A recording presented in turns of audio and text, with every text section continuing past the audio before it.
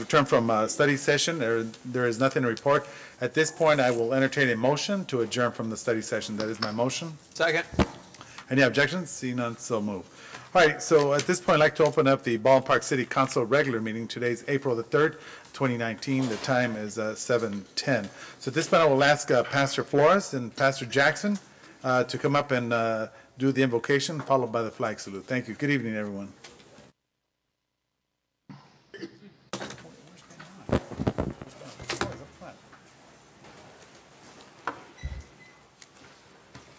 Father, we come before you in the name of the Lord and giving you praise, glory, and honor and thanksgiving. We thank you, Lord, for Baldwin Park, the City Council, and all those that are putting their hands to the plow to work here in Baldwin Park. We're asking you to lift up our school and our children that's in our school. Our Baldwin Park Police Department, putting your mighty hands of protection around about them as they are going throughout the streets to protect, Lord God. We're asking for our children, Lord God, that there's a situation that's really opening up real bad with diversities of dope that's going forth, and our children are beginning to use. So we want to stop to that. And not only that, Lord God, lead us, guide us by your divine direction. Put your mighty hand upon us. You know, you said there are many plans in a man's heart, but only that you have established will stand. And that's what we want right here in Baldwin Park, what you have established. Gracias, Señor, por ese privilegio para participar en esta ciudad. Gracias por el liderazgo aquí de la ciudad y todos los ayudantes.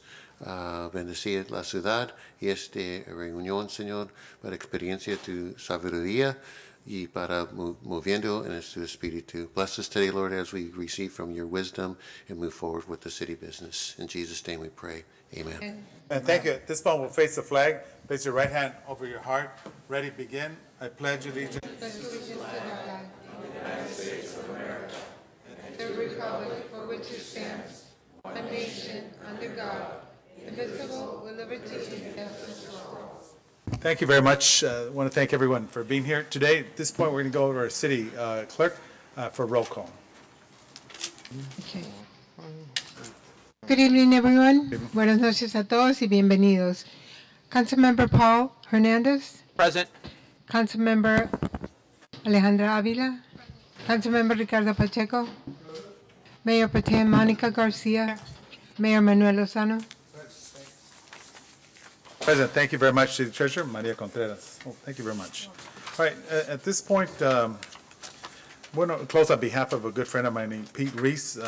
For many, many years, known him for about 30 years, who passed about a week ago. So our condolences goes out to his parents. And real quick, before I start up, I want to acknowledge the former council member, City of West Comina, former mayor, Mr. Jack Wong. Thank you for being, Ben Wong. Thank you for being here this evening. Thank you. Also, I know that Mike, is Mike Tui here? Yes, he's okay. Mike Tui, former council member, City of West Comina, former mayor as well, and was the tallest mayor during his era because of his height. Thank you, Sir Mike Tui. And one also, Margarita Vargas, the president of the Valley County Water District, as well as Javi Vargas as well. And did I miss anyone else? Oh yeah, that's right. That's right. Mr. Director David News Contreras. And also Mr. Al Contreras as well for being here this evening, and Deanna Robles as well. Thank you very much. And Don't forget our housing commissioner. What's that?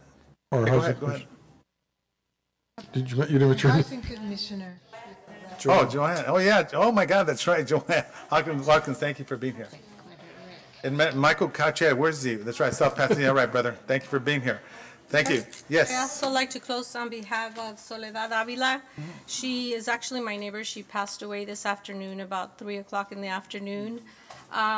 When I first moved to Baldwin Park, we moved right next to her. Her last name happened to be Avila, not related to me at all, but we did grow up, her kids and I, we grew up as cousins in school. Everybody thought we were cousins. So my condolences go to the family because she is like a family member to me. So I'd like to close on her behalf. Thank you very much. Mayor, I'd like to close on behalf of Felipe Avila and Isaac Cordona. They're two good friends of mine that passed away, one from cancer.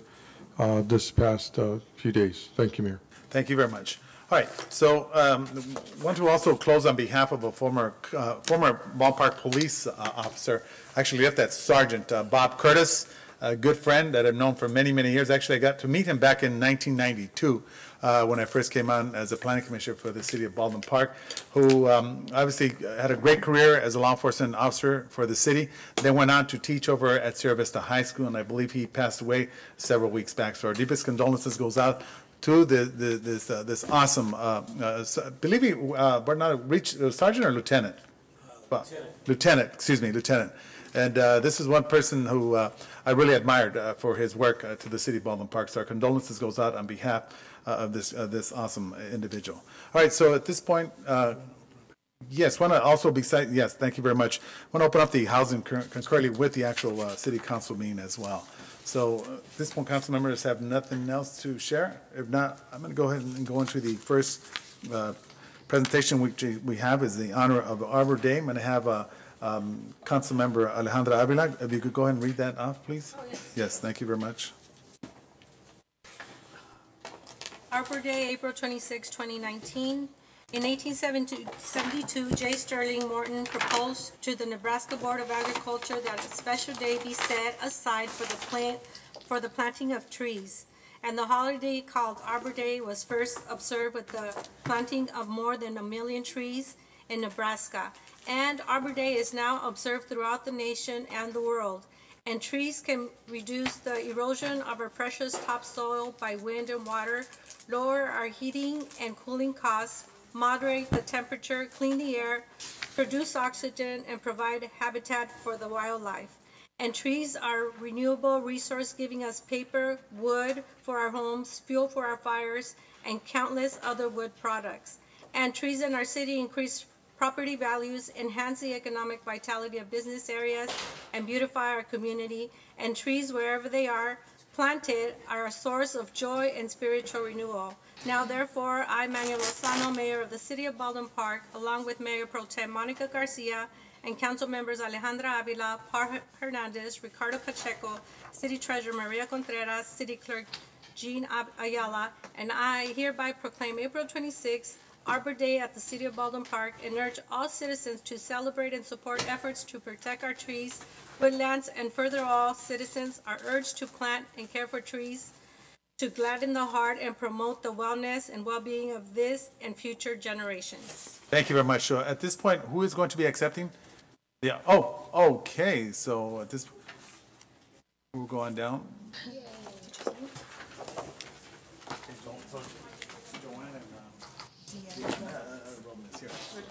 Okay, we'll go on down there. Oh, okay. Let's get a photo over here, you guys. Where's got it? What's that? Yeah, thank you. Of course. Another one? Thanks, Gabriel. Oh, yes. Oh, you want to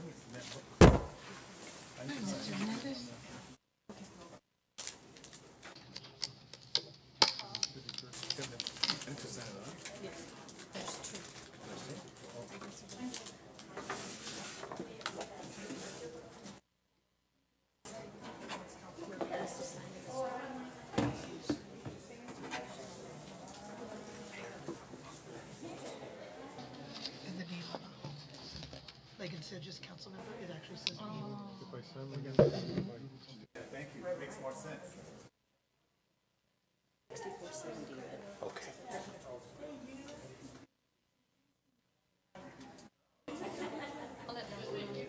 You know what I mean, right? Yeah, so they want the name on the bottom. He wants to print it on there. Where is this council member? Yeah, like so it'd say. Oh, nice to see you.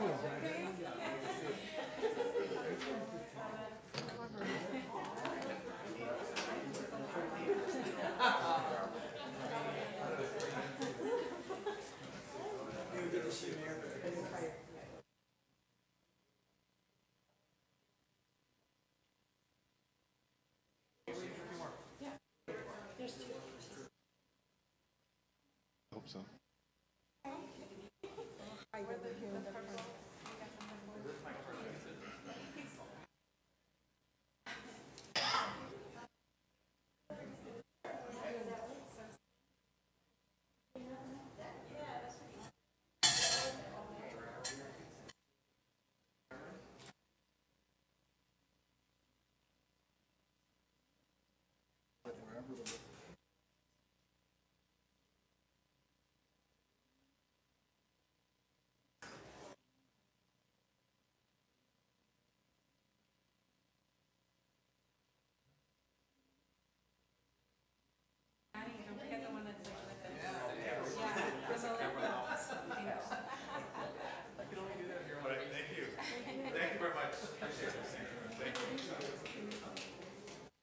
Okay, who's going to sign your card?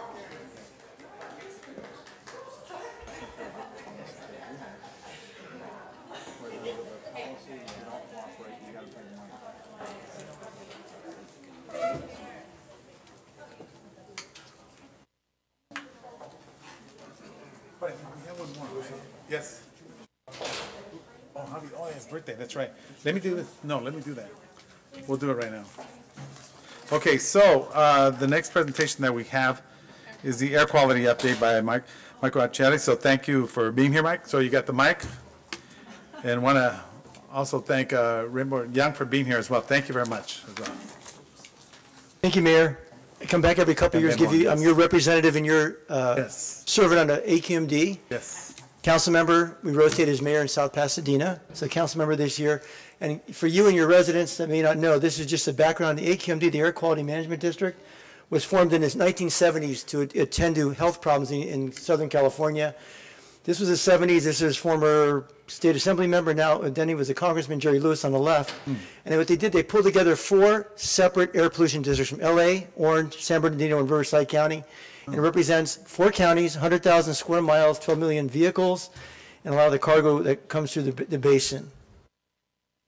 We have 42 air monitors throughout the region. The closest here is located in Pomona. So if you ever have an issue about air quality, let us know. We can give you up-to-date readings.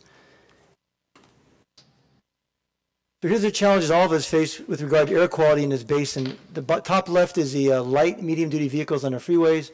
The top right are cargo and trade. Those go mainly along the 60 on the Riverside line. Marine cargo, bottom right, heavy-duty diesel vehicles, bottom left, off-road construction equipment, and on the left, manufacturing. These are all pretty much mobile sources. AQMD has stationary source responsibility, but indirectly we get involved in these sources. And here's why it's important for all of us, because this is your body, and this is what's happening when you're inhaling these emission from vehicles, trains, planes, cargo equipment, lawn equipment. It goes in and it causes respiratory problems, heart disease. We're doing studies now at Cedars-Sinai where it's impacting older people with Alzheimer's. We're exposing rats near the freeway at Irvine, and we're noticing there's a change in the cellular structure. Our neurosurgeons are doing the studies, which will come out in June. So very serious health impacts from things you can't see in the air. There's a lot of money to do something about it. Volkswagen just came out with a settlement of almost $500 million. AQMD is kind of in charge of in blue. There's 5 categories. The top, zero emission transit school shuttle buses.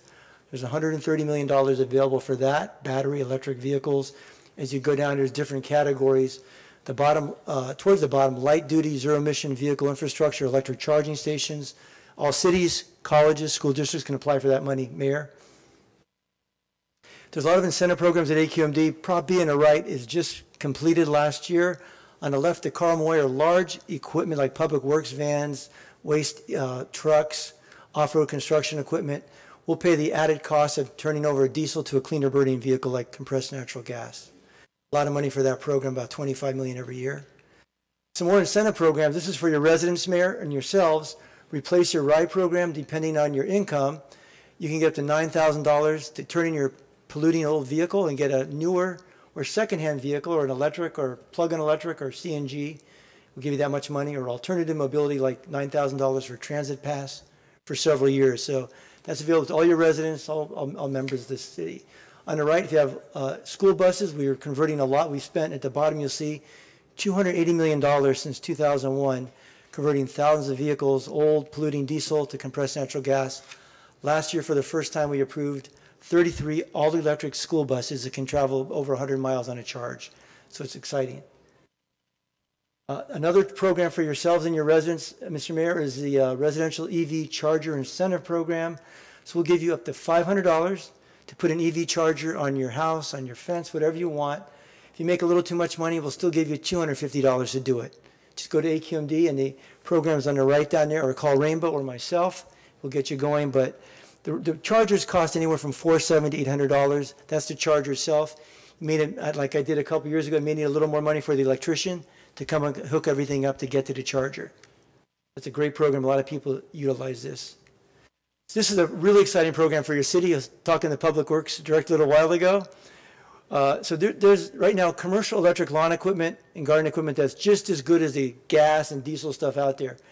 On the left, there's 6 participating manufacturers now. This is the type of equipment: a riding lawnmower, stand-up rider. There's a robotic equipment, electric chainsaws, electric leaf blowers. And just an example at the bottom. So you take an electric leaf blower, they can cost anywhere $1,300. We discount the price. We give you $500, so the total cost is $500. That person, that commercial lawn and garden person will never have to buy gas, oil, and all the little WD-40 that cleans out their stuff.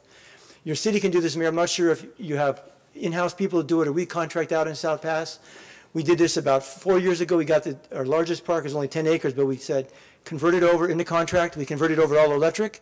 2 years later, now it's been a couple of years, our entire city, our soccer field, our baseball fields, when I go and coach, I don't smell gas. The parents love it. The kids love it. The people walking their dogs love it. Our library, we've converted our golf course almost all the way over now. But this equipment's feasible. It's workable. It was like the electric car. When we first tried it 4 or 5 years ago, it couldn't quite do the whole thing. Now it does it faster than gas and no pollution. There's also investments in the city of Baldwin Park. This is what you guys have invested, Mr. Mayor. Your city and your staff and the council members have won $270,000 in funds from AQMD for large diesel trucks and school buses.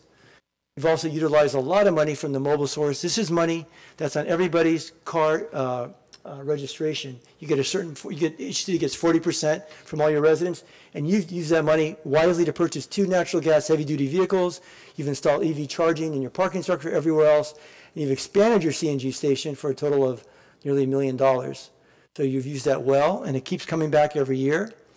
And we look now, Mayor, you've got right now in your AB 2766, again, it's car registration from all your residents, a little over $500,000 to use as you see fit, but it's got to be used for mobile source air pollution reduction. It can be used for lawnmower purchases, cars, trucks, things like that, or even for employee trip reduction, get people out of cars on buses and trains. Again, Mayor, this is just social media. I hope you do look at that lawn exchange program. South Pass is the only city in Los Angeles to do it. Next week, there'll be a city in Ventura County to do it. We're looking for another big city in LA County to be the second city to convert all their electric lawn equipment to electric. We'll even bring the person could have come there in New York right now that got us into it, but they will come and we'll give you free equipment to demonstrate with your staff or your contractor for a month or 2, try it out, and then you can start purchasing equipment at a very discounted price. Thank you, Mr. Mayor, council members, Mayor Pro Tem, staff.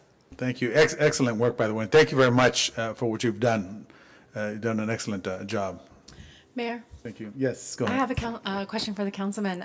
Well, first of all, we appreciate the partnership that AQMD has offered the city of Baldwin Park over the years with electric, clean energy efficiency type of products, but also tree plantings. We had an opportunity to work with Rainbow Young on that several times. But my question is about those monitors and that track the air quality. Would there be a possibility to get that closer to the, let's say, the 10 and the 605 interchange, considering just how this is, considered a very polluted area because of the freeway interchange there? Would it be possible at all to get that in the near future? So you want an additional air monitoring equipment? What we can do is if you want to have your staff just send a simple paragraph to me, I'll forward it with CCing you on all the exchanges to our executive officer and see if we can add another monitor or maybe move on, like you say, closer, because the traffic volume there, the hundreds of, when I used to work at Caltrans, the volume on the 10 freeway and the 605, which I had to monitor for traffic accidents and litigation, is incredible. It's one of the busiest besides the 405 and the 10. Exactly, 405 and I think the 101. It's busiest, identified as one of the major intersections or interchanges, and we do have there have been some studies that have highlighted the pollutants in the air because of the freeway. So we just want to be able to track that more, and if you can help us do that, I think it would be really helpful to us. And we did see that the closest is in Pomona right now. I don't know if going west, where is the closest going west? I believe there's one in Azusa, I know there's Azusa, and then there's one in by Caltech in Pasadena. Oh, okay. Well, So that way. Azusa is actually probably a little closer. But yeah, if you could do that for us, so all we would need to do is send a letter to you. Letter to us or AQMD, and I'll follow up with our executive officer and see how we can try to budget it. I know we're getting, there's a project right now in Pasadena, La Cañada, the Devil's Gate Dam sediment removal project. And there's a lot of push to put some air monitors out there as hundreds of diesel trucks move the sediment away from the dam every day. But we've done it before. We did it when Azusa and Duarte were having a disagreement over the Vulcan mining. Yeah. In John Fasana, we actually put a monitor by his house, right by the school and the house where they were doing the mining. Oh, yeah, because we're surrounded by industrial use here. And so, there are definitely some real concerns. I mean, even along the lines of environmental justice issues for many, many years, as you know, with the water contamination of the past and the cleanup efforts. So my question is, what do you do with those monitors? And if you see like accelerated levels of pollutants? We send inspectors out there to inspect what the cause is. For example, we got my colleague on the board is on the west side near Long Beach, and there was high levels of certain contaminants. We went out there, we couldn't find it. Then we actually, after months of trying to figure out what it was, we contacted the Coast Guard. It was near Long Beach. We actually went out on a Coast Guard boat and boarded a ship. We traced the location to a ship. It was emitting some type of bunker fuel that was parked there. They shouldn't have done that. So we'll send inspectors anywhere. You've got an issue, and we can even do. We have to temporary monitors out there to give you an idea what you're breathing. Mayor Pro Tem, the other issue, I took the train in today.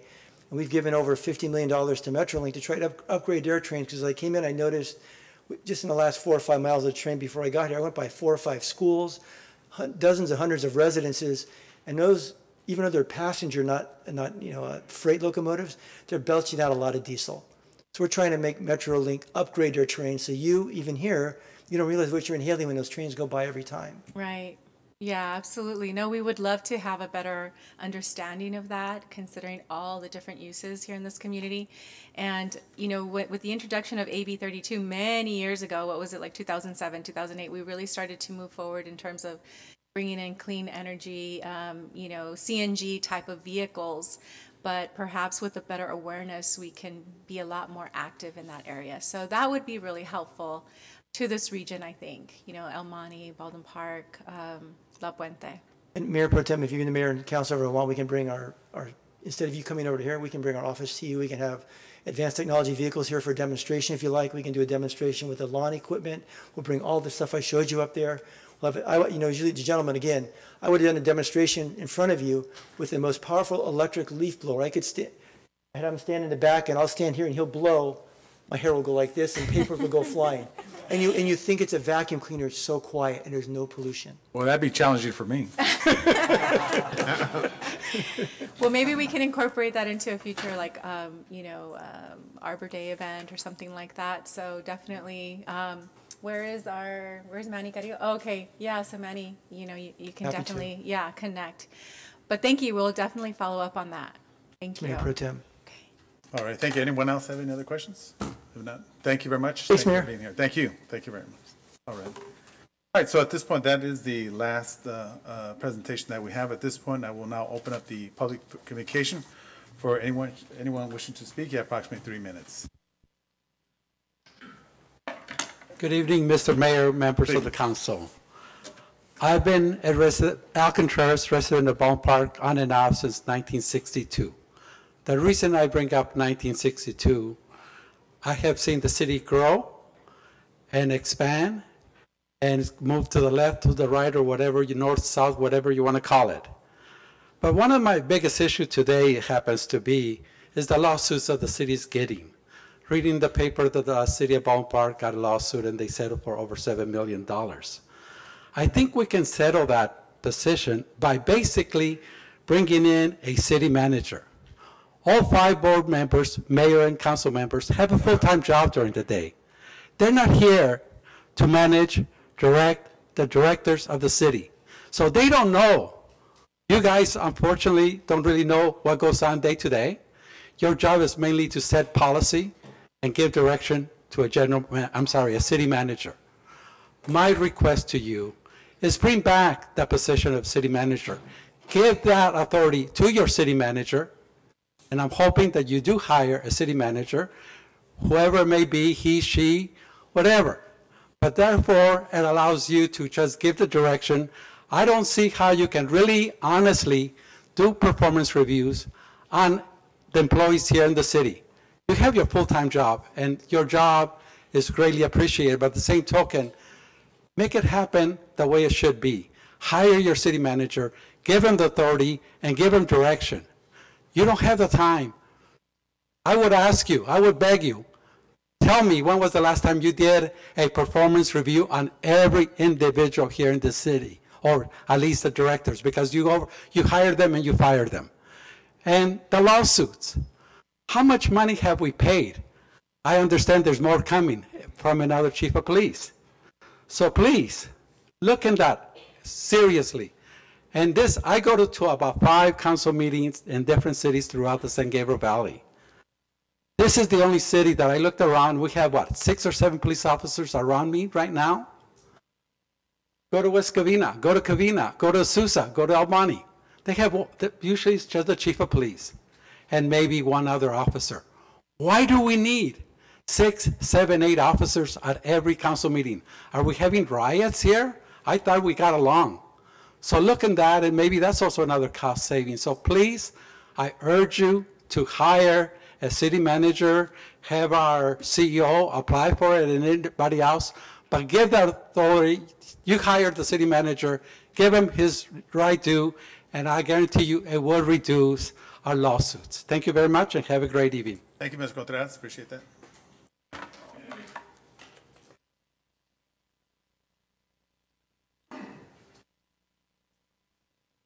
Hello, City Council, Baldwin Park residents. Number one, you people are tearing our city apart. You're putting in these new sidewalks and new curbs and everything. What you're doing is you're putting the kids and pedestrians out in the middle of the traffic. I came here today hoping that you people would change things, but no, you're a bunch of communists, dictators, or anything you want to call you people. Today I went to the market, and a school bus had to wait till I got out of the way for it to make a turn. That's how efficient you people are. Inefficient. These streets, you're making them dangerous. You're putting the kids out there, you're grown-ups, you're putting everybody out there. I can imagine what's going to happen eventually. And Mayor, you said once, oh, some person down Main Street got killed, so we're going to change now things. You made it worse. You're putting people out in front of the vehicles. What's the matter with you people? I know, you're blind in one eye, you can't see out the other. Also, if you owe a debt, pay it. So the city of Ballpark don't have to pay it. Because you know what? All the people that the gentleman that knew AQMD, build a monorail. It's more efficient, less gas, less oil, less tires, less everything. But no, that would be the most efficient thing to do. But what? He'll come up and convince you spend millions and millions of dollars to get into their group so they can collect more money. All they're worried about is the same thing you guys are. Put it in my pension, my retirement, I don't care what the hell you do at the city. Hey, lawyer, well, you're a good lawyer. We lost a case to an ex-chief of police, $7 million. I know, the insurance is going to pay. I don't care who pays it. You're going to pay it. I'm going to pay it. You know why? Because you're no damn good. Because if you were good, you would have fought. You're no good, lawyer. We need a new lawyer.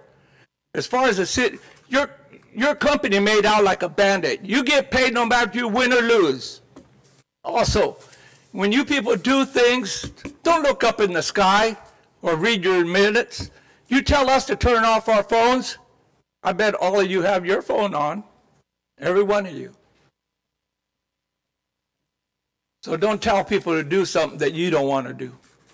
And also, Think about what you're doing to our streets. You're making them more dangerous than what they were before. You see it in the newspaper all the time, on TV. The other day, some guy stole a car, ran in, almost killed a little girl. That's what you people are doing to our streets. Oh, I'm sorry.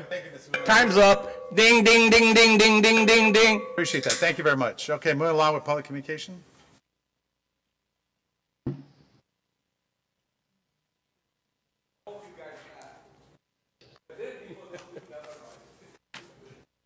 Could I have a translator, please? Yeah, well, go ahead, and we're going to allow you to speak the 3 minutes, and then she will translate after you finish, okay? Army? Is that what, do you want to do? On the clock for 3 minutes, and then I will translate what you're saying. I'm going to take notes. You? I Under the Brown Act, I get 5 minutes, and you translate what I'm saying at the same time. No, it's 3 minutes. Sorry about that. It's 3 minutes. I'll check with the lawyers then. Okay, thank you. Appreciate that. Okay. One of the things, just like Mr. Contreras said, what Mr. Luna said, on the lawsuit, one of the things you guys have to realize, especially you, Mayor, you're the one that's supposed to be in control. I don't care if Alejandra or Paul or whoever gets on their little mind that let's get rid of Gutierrez. You need to get with personnel and find out exactly what's going to come out of it, okay? We lost this lawsuit with Lily, okay? Now we're going to get another one with Salcido. The day that Salcido got fired, you and Mrs. Garcia just walked out. Okay, you guys just said, oh no, this is racist. What racist? We're all Hispanic. Okay, so it's your duty as a mayor, say, wait a minute, what are you trying to do? Just because he didn't want to do some that whoever it was, I'm not going to name no names, okay? Let's fire him. And it wasn't Susan or Cruz or anything, okay? It was somebody else, okay? I used to call you guys los tres ratas. Now there's six of you que son ratas. You're taking the city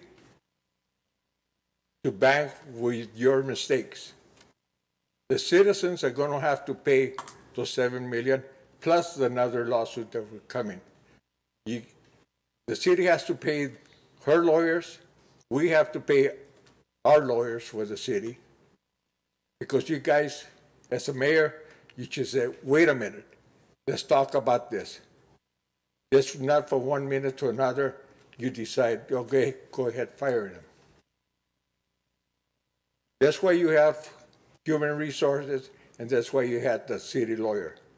The city lawyer should have told you, hey, let's wait a minute. Let's find out exactly what the problem is. You didn't, Mayor. You're the one supposed to be in charge. You're the mayor. You're the head of the council. And you're not being the head of the council. Okay? So that's something that you have to realize. Any lawsuit that we're getting is because of you. Okay? That's something that, I've been in management for a long time. All right, thank you very much. Going along with public communication. Oh, go ahead.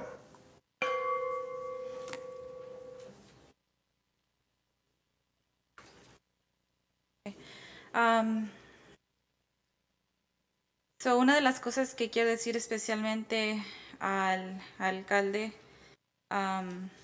lo que dijo el señor Ríos y los que estaban hablando, que no cuidan a las cosas que están pasando en la ciudad. Perdimos una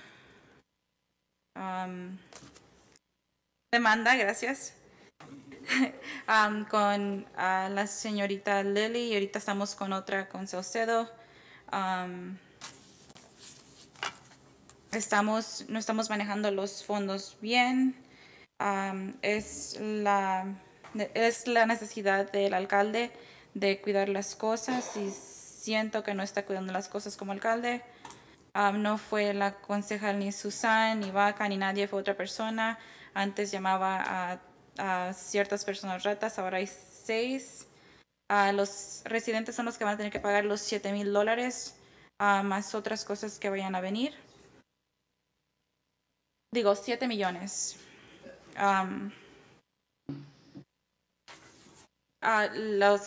Por eso tenemos el Departamento de Recursos Humanos para ver qué está pasando con las cosas. Pero aquí no se hace eso, aquí nada más despiden a la gente.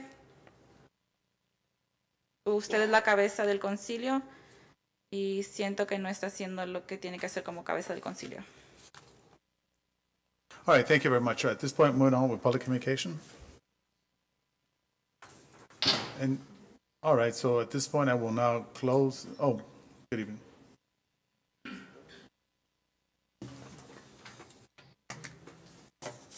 Good evening. Members of Concilio de Baldwin Park. My name is Beatriz.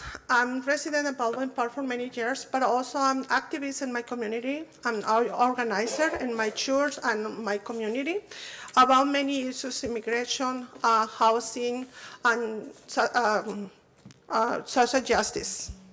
As resident of Baldwin Park, I'm very worried about the bond that Ms. Alejandra Avila asking for the part of Civic Plaza, because now we are in one crisis about affordability and housing. We have more than 200 people living in Baldwin Park, in the streets of Baldwin Park. And also we have families who have a struggle pay the rent because the rate no stop to increase. Every year, every month, we have many families who have a struggle or they need to move to other cities. Even though they born here, the children come back to the school every morning at 6 a.m. to attend these schools because they belong to this community. We write one letter from our group in LA Boys, organization of the faith in St. John the Baptist, because we are not worried about only people who are homeless, but also we are worried for our families who don't have money to pay the rents. And we ask you for one, for the commitment you did, especially Mr. Paul Hernandez and you, Mayor, Manuel Lozano and Alejandra Avila. You made one compromise with our community in last October 10. And also you attend to the meeting with now Governor Gavin Newsom. And you promised to our community do something about rent control and affordability, housing, about housing, more affordable housing, or make more affordable housing for our families. And also I want to clarify one fact that you put in the news and the newspaper or in the Baldwin Park now about the family's income. Median family's income is $75,000 a year. That is grown data. The fact is the median income families in Baldwin Park based in LA Times is $56 and plus $1,000 a year, with one family with 4 members. So thank you for listening to me, and I use the time for Emmanuel to read the letter who write to you to encourage you to do something. Thank you.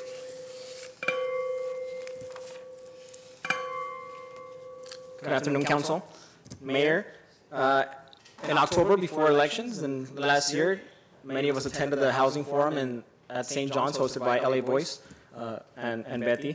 And many of you, the majority of you, the ones that were seeking re-election or election, promised to support affordable housing, supportive housing, and rent control with also including just cause for eviction. So now we're here reminding you to follow through with your promise that you made to the residents. Currently, we're seeing, you know, a lot of displacement. The average family in Baldwin Park does not make enough to own any of the new developments that we've seen that you've supported. And not only does that cause for displacement and gentrification, it ruins our communities. It erases the culture of the people that have lived here for decades and generations. And you know, the goal of rent control and any measure related to it should be to relieve the financial burden of families. The inability to afford rent or housing hurts our mental health, our physical health. It hurts our ability to leave violent situations. Families in Baldwin Park are struggling. It affects our children's education as they cannot concentrate on a constant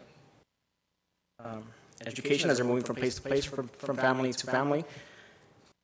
The goal of rent control would be to limit what can be done, to limit the rent increases monthly and annually. And with the failure of Costa Hawkins to be repealed, we are at the perfect compromise where we can rent control every apartment building built before 1995 in the city of Baldwin Park. We need solutions that bring families' rent down to a reasonable percentage of their incomes and allow those families to save for their future and future of their children. Any rent control measure should also include a strong just cause eviction rights for tenants and market rate relocation payments to those being displaced. In addition, but not instead of, we want the city of Baldwin Park to also study preserving any existing naturally occurring affordable housing and to require any development in the city to include below market rate units in a way that increases the amount of affordable housing. We look forward to real and permanent solutions to prevent homelessness, displacement of families, neighbors, and community members. Thank you. Thank you very much. Appreciate that. Yes. Well, let the public make yes. Someone left their cell phone right here on the table. My name's Eduardo Sauceda. You guys know I wasn't actually going to get up, but you know, it is shameful on the lawsuit for $7 million. I mean, you guys are going to get bashed on it, smashed, and it just opens the door for other identities to say, well, if they're giving out $7 million, let's go get some money from them. And it's ugly. I mean, I don't know the facts on it. I'm not going to talk on that. I'm going to go on the homeless epidemic we're about to have. We all know Sears in Montebello closed. If you drive around to Whittier area, you go where Whittier meets the 5 Points by Washington's at, and that's where they had the walnut tree. Now, it's going to come. They're saying that the homeless epidemic is going to come. Me, I'm 53. I'm a carpenter. I could head for the hills. I could survive. But people that either want to not work, because we're not going to say they're lazy, because opportunity is this a country built on. But we know there's other factors that you have to look at the lady of the scales, that some people aren't going to get the job because they don't work as hard, they don't work as fast. Now, this country's coming to economic, like we say in Spanish, que el caballo lo van a detener. Now, what I mean by that, we know that our trade embargoes that the president did, and you guys know all the factors, and you see, right now we're having ripple effects. We're Latinos in here, we're Latin Americans, we're a melting pot of a lot of ethnic groups. But what I see and what I feel is this homeless epidemic, if you're going to want them sleeping in front of your house, it's going to come. And if you guys ain't ready, and I've been telling you, it's not a lot of money that, you know, AQMD's throwing millions. You guys have between the Tri-Cities approximately a little 100,000 less than $1 million. You guys know. My mom had a stroke, so I haven't been at South Amani. I haven't been with Jerry and Amani. Mr. Lozano. We could be the forefront where we help them out, but remember, a handout ain't all the time a help out. And like the sheriffs, they got their hands full, and so do the Baldwin Park Police Department. Then it gets out of control, you know, turns into a drug infested like you have in South Central by the Mission, where it gets ugly. Now, this homeless stuff, like I told you, the Sears are closing, Amazon, order your stuff online, get it, it comes. That's going to be another issue, that the homeless, you know, are going to be people that are CEOs making all that money, pocket it. It ain't distributed right, the money. All I'm saying is it's coming. And if we're not on the forefront here in Baldwin Park. Thank you very much. To do Appreciate that. something, we're gonna get, you guys are gonna see the people peeing on the streets. Dear Mayor, Manuel Lozano and council members, I'm a resident of Baldwin Park and I want powerful rain control measure in our city. In the past, you have promised to bring solutions to help prevent homelessness, displacement, and gentrification. It is urgent that we come together and work on real solutions. Families in Baldwin Park are struggling. Children are living in conditions that will have a negative impact on them for the rest of their lives unless we act quickly. The value calls on me to do something about the precarious positions of many of my neighbors. The goal of any rent control measure should be relieve the financial burden on families. In some cases, they are spending close to 100% of their household income to just in rent. They have very little for their own needs, and any emergency will be a disaster for them. We need solutions that bring families rent down to a reasonable percentage of their incomes and allow those families to save for the future and future of their children. Any rent control measure should also include a strong just cause eviction rights for tenants and market rate allocation payments to those being displaced. In addition, but not instead of, we want the city of Baldwin Park to also study preserving any existing naturally occurring affordable housing and to require any new development in the city to include below market rate units in a way that increase the amount of affordable housing. We are looking forward to real and permanent solutions to prevent homelessness, displacement of families, neighbors, and community members. Thank you. Thank you very much. Appreciate that. Anyone else wishing to speak? If not, at this point, I'll declare the public communication closed. At this, Alejandro, do it. Mayor, if you may. First of all, I want to thank everybody that came out here to speak and give us your concerns. I truly appreciate it, and I wanted to touch up on some of the things. Mr. Contreras, first of all, the comment that you made about letting our leaders, our department heads run our departments, I can't agree with you more. I believe that every department head has a job, and they should be looking into whatever situations we may be having in our city. Yes, we are here to oversee, but I think learning from the past, I think our city, we need to move in a different direction, and I hope my colleagues would agree that maybe we should change the way we direct things and have our directors take charge. In this case, our CEO, which would be our city manager, Shannon, have him take the lead, and he heads all the departments. Every department has a head. They handle their situations. They all report to Shannon, and whatever situation is going around, whether it's in human resources, the police department, let the chief handle the police department. But everybody comes back to our CEO and reports whatever the situation is. He reports to us, and together we can find a solution to whatever problems are going on. But I really feel strongly that we need to let our heads, our department heads do their jobs, and so that they don't feel intimidated. Not that they do, I don't know that they do or they don't. So they can do their jobs correctly, and they could initiate whatever needs to be done so our departments can run smoothly. Everything goes to Shannon, and Shannon comes to us, and we direct from there. So that way, we are not seeing problems with our departments. Another thing I want to talk about is the homeless. Yes, you're right. When we went to the forum, I did strongly talk about the homeless families and the affordable housing. And just so you know, a few months ago, about a month and a half ago, I did have Shannon bring in the people, the builder that built Marv's Place, to give us some information on what it is that they're doing. And last meeting, Ricardo Pacheco also brought up the homeless, and again, I directed Shannon to please bring us more information on what else we can do and to partner with the city of El Monte, because El Monte's working on those homes. I remember going to see them. Just yesterday, I met with the Hope Foundation. They're working closely with the Alhambra Unified School District. As you all know, I work for the Baldwin Park Unified School District. I was the school community liaison, meaning I worked closely with all the families. I saw a lot of homeless families. In the city of Baldwin Park, was able to provide vouchers for me. So I know the desperate need these parents have, that they're homeless, they have children. So I was able to provide vouchers, able to send them to churches to get food. So I understand the homeless problem. So that's why I met with Hope, because they're already working with the Alhambra Unified School District to help these families also. One of our board members from the Baldwin Park Unified District will be meeting with them as well.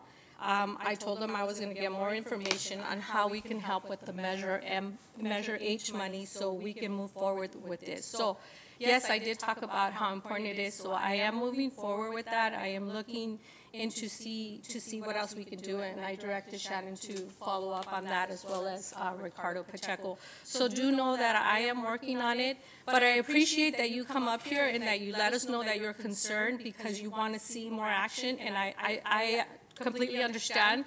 So I will keep you updated on what's going on and what else I'm finding out so we can move forward with that. If you happen to know, I know, Beatriz, you're very involved.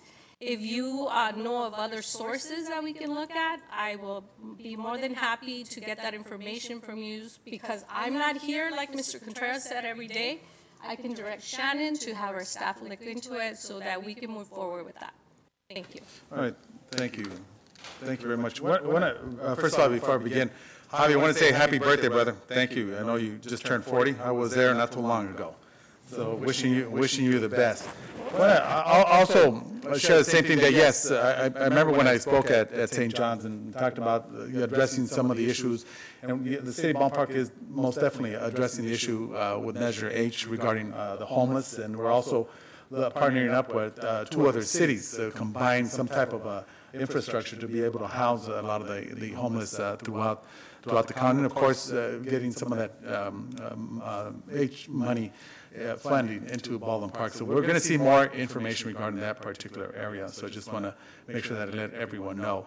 But before I go on, I just want to mention, of course, it's no secret. It's been everywhere. It's been televised in our newspapers and so on and so forth. The city of Baldwin Park was sued for $7 million. Let me, before I begin, the police chief, the female that was brought here, that I personally had chosen and brought and interviewed with all the council members, Lily Hatzel, was an exceptional police chief. She was an individual that was extremely popular in this community and within the department. And unfortunately, a reckless decision was made back in 2013. And it's important for me as a mayor to make certain that the clarification is there. The unfortunate part, the individuals to the left here, who were part of the propaganda back at that point, they never seemed to stay to want to hear the whole issue and what actually transpired. And I continue to support our former chief, Lily Hatzel, as I mentioned, an exceptional individual. Yes, we were sued for $7 million, and to let everyone know, the city is self-insured up to $300,000, and from that $300,000, the insurance kicks in, ICMA. That particular insurance will pick up $6 million of the $7 million. The city of Baldwin Park, unfortunately, has to pick up $1 million, which is the back pay wages for the former chief. From there, there's an additional, I should say, the $300,000 as well that we had to meet before the insurance kicks in. So that's $1.3 million that the city of Baldwin Park has to pay out of the general fund. I believe our general fund is about $7 million at this point, correct? In that area. So that's very important for us to know. And it's important for us to get that message out. And then more so also, the vote itself back in 2013. Now, there's 5 council people on the actual city council, as we know. All it takes is 3 votes to remove someone from the executive level. Now, back in 2013, the individuals that voted to remove this highly qualified police chief, Lily Hatzel, were the following. Councilmember Susan Rubio is currently a senator in the state of California. Also, Councilmember Cruz Baca, and also our colleague, Councilmember Ricardo Pacheco. You know what? In all fairness, Councilmember Ricardo Pacheco, to you, they're not mentioning the other 2 that are in there. And I have to make sure that that goes on the record, because those were the individuals that took that reckless decision of terminating someone. And of course, now we pay the price. And what's important to note about that, that the residents of Baldwin Park need to know. And I don't know how far we can do, but I definitely want to see that in the newsletter as well, because the residents need to know. Excuse me, need to know. But we'll talk more about that at another session. It's important for us to know.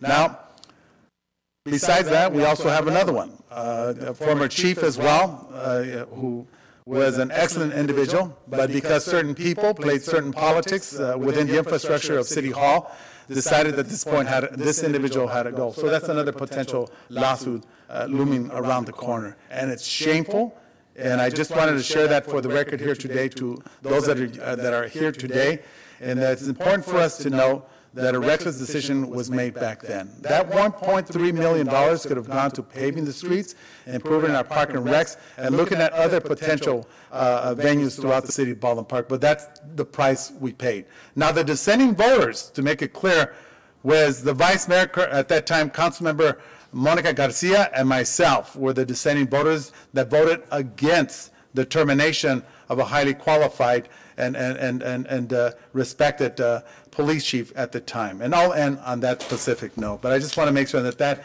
is on the record. Mayor? Yes, Councilmember Ricardo Pacheco. Thank you, Mayor. And just wanted to also discuss some of the issues. I want to thank, first of all, those that came here this evening to hear all the issues, especially those from the housing community that are here to discuss those important issues. Last council meeting, I put on the agenda to begin to discuss and bring the community together to talk about the housing issues. And not that I had a particular plan in place or a particular company that I wanted to promote, but to sit down together as a community and to hear from the school district, the water district, all of our community, all of our nonprofit organizations, our churches, to sit down and talk about this important solution. Yes, there's a lot of homeless, and we can't hide it. Everywhere you drive, every liquor store you stop by, or Walmart, or wherever you go, unfortunately, there's homeless people, and there's a lot of reasons for it. A lot of them because they didn't want to be there, but it just, the way the economy happened in different times and stages in the last few years have put them in that position. A lot of them live in cars, and they send their kids to school, and you hear all these unusual situations that unfortunately are there. The price of housing is exorbitant. Nobody could afford a $6,000 or $7,000 home. So what I wanted to put out there is that we get together, have a series of workshops, and I talked about this at the last meeting, and get ideas from everybody to talk about how we could begin to look at affordable housing for our veterans, for our families, for single parents, to begin to look at ways that everybody could afford housing. In Baldwin Park, 60% of the families in Baldwin Park do not have enough money to pay the expenses just to live in an apartment. At the same time, I'm getting complaints from a lot of our residents how the property owners and the apartment owners are raising their rent. And I'm talking for a family of maybe the father's a mechanic and the mom is a hairdresser, and they maybe bring in $30,000 together, and all of a sudden the owner of that apartment jacks up the rent to like $500. And I think that's unheard of, and it's unfair. And I think we need to come together as a community to begin to address it. There's different ways that we can do it to be able to assist those people for rent control, and there's also ways that we can do it to work with the property owners to be more reasonable. So I want to sit down with everybody and this city council and just have an opportunity to hear about it. And I'm glad to hear that Mayor Lozano at the next, we're having the State of the City, also brought up a number of solutions there that he'll discuss too. But I think working together, we can begin to bring this issue. This isn't a conversation that'll just be here one day and we forget about it. We're going to have several meetings and come up with solutions, and let's see what it is we can do together to be able to solve this problem. The other issue I wanted to bring about is, as the mayor said, the Lily Haltzel lawsuit, the chief of police that was hired many years ago. I initially did not support her because when she was first appointed, or they had brought it up, she was not on the candidate list. There was at least 5 candidates that had applied. 2 of the candidates, and this goes back 5 or 7 years ago, so a lot of people forget the history behind it. And 2 candidates at that time were interviewed, were selected, and they decided not to take the position. So somehow they brought Lily Haltzel who did not apply at the time, was brought up and discussed, but my objection was that she was not a candidate, and she herself said in the following newspaper that she was not qualified to be the chief. I think she went from a lieutenant, was an interim captain, and went on to be the chief. Now, given that, I voted for her in open session because I said I'll give her an opportunity. And she was there for 5 years, not shortly. She was there for a pretty long time. And after that, some of the issues that came out toward the end were, there was two issues that in her performance was one, it was during the traffic lanes, as a lot of people I think have forgotten, was a lot of cars were towed away, a lot of people were arrested, and we had like, I don't know, 3 or 4 days of 3 or 4 council meetings that the community came out and was complaining about that. And that really fell under her accountability. She needed to handle that, and she didn't handle it properly under press, and everybody was upset about that. And how the cars were sold later on or auctioned off was also a huge issue. So that falls under her accountability, and I held her accountable. It wasn't a popular decision that I made. I know my colleagues to the right who are on the city council now didn't agree with me then, and they disagreed with me, and that's, sometimes, I'm not elected to be popular and make the, a vote that other people don't like, but I didn't agree with that issue. So just the handling of those complaints was another issue. The other issue was they were also trying to go to the sheriff's department and the city council, which I didn't support at that time, but two of my council colleagues that were here were supporting it, I think. It's been so long I forgot who was there, but she did not really step up for her troops. If we had gone to sheriffs, 150 of our police officers could possibly have lost their jobs. And they were in an uproar, and they were coming out at every meeting and meeting with us individually, and they were not in support of the sheriff's department. And and I supported a local police department. So those were the core issues that were happening 5 years ago, and why I chose to this measure. Now, how that came on, maybe our lawyer that represented the city failed to express those concerns that we had at the community, and the other lawyer was able to make it a gender issue. It was not a gender issue. I didn't fire her because she was a female. I fired her because of accountability and performance issues. But somehow and not this city attorney, but there's a firm that was representing through the insurance company. It's all complicated, but there was another firm that was handling it, and I think they did a poor job in handling our case and expressing the concerns of the citizens. So we lost. It was a runaway jury. I don't agree with the excessive award that didn't really fall in line with the criteria that a jury is supposed to follow to make these kinds of awards. It was excessive. It didn't follow the right criteria. During the case, the judge failed and did not let the city have its full list of witnesses, which were police officers and other community members. And so that wasn't fair for the city of Ballpark that wasn't allowed to take place. I had asked the city council, and it was discussed today whether or not we would appeal.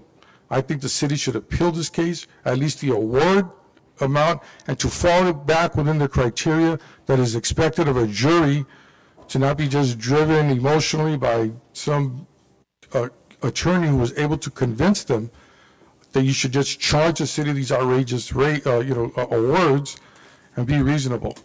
And if I don't agree with that, the fact that they won the case and then they won this huge award. So we're looking at possibly an appeal, and we're seeing if it makes sense, and we'll hear more from that part.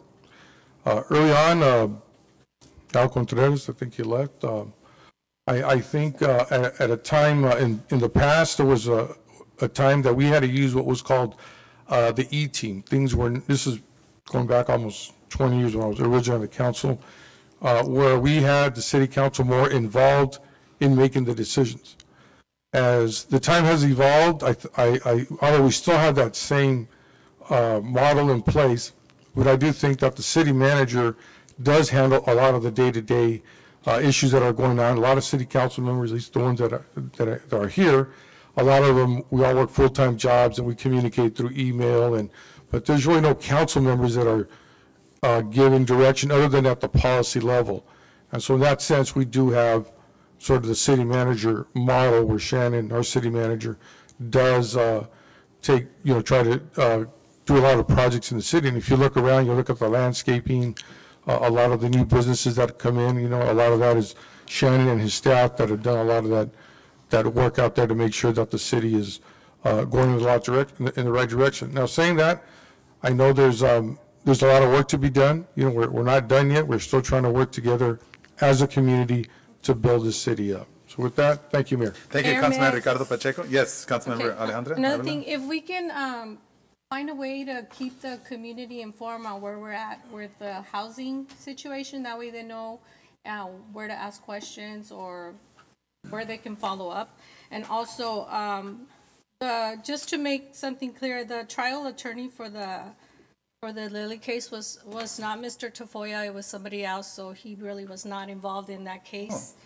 And I wanted to make that clear. Okay. Also, with all respect to my colleagues here, you guys both brought up, Mr. Lozano and Mr. Yes. Pacheco brought up 2 points that I'm trying to put across here, that if we let our directors take control of their departments, and if there's a problem that arises, have a due process, so these type of situations don't happen again.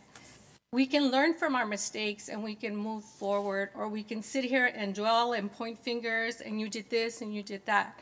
It's already happened, and I really would like to move forward and work together so that we can find a solution. And again, let our directors lead their departments, let Shannon work with our directors, find out what it is that they can fix the problems. Of course, always keep us informed, and we can avoid a lot of these problems, in my opinion. Okay. So I really would like for all of us to work together. What happens already happened. Let's move forward, and let's move this city forward so we can do better. All right. Thank you very Mayor. much. Oh, yes, Vice Mayor Monica Garcia. Thank you. So I also wanted to contribute to this conversation regarding the lawsuit and the $7 million award. I think it's important, as I've stated in the past, that we make decisions, we share our thought process with the community, and we own them. We own our decisions. And so I think that we're doing that here. And I think that's all that we can do as council members. I think it's also important for us to be very transparent.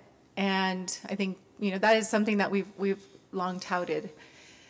With that, I think it's important that our community is kept in the loop and up to speed on what is happening with this lawsuit, because I've talked with people who said, oh, you know, I heard about it on the news. I saw it 3 times, but I don't really know what happened, who, how, when, why. So my request would be to put this in the now, send this, as part of the newsletter, explain what has transpired, explain, perhaps what the next steps are.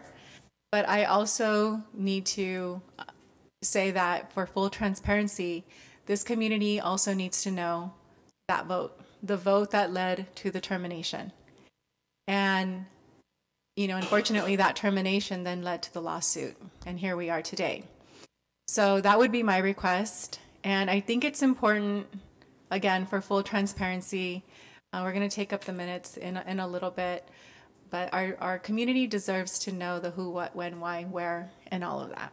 So as the mayor stated, this was a vote that was taken December 2013, and in a pretty heated conversation, there were 3 council members that terminated the chief at the time, along with others. And the mayor and I opposed those terminations. So again, I think, it's important for us to get the full facts out to the community, because they're confused and they're going off of news reports that are not really thorough. So we just need to provide them that update and keep them posted on this, because these types of impacts, they affect senior programs. They affect our ability to provide programming and services. And so we do need to keep our residents aware and in the loop. So that's it. Thank you. All right, thank you. Mr. Mayor? Thank you. Yes, If I may, sir. Councilmember, yes, Paul Thank you. I Hernandez. just want to add to this conversation, this dialogue.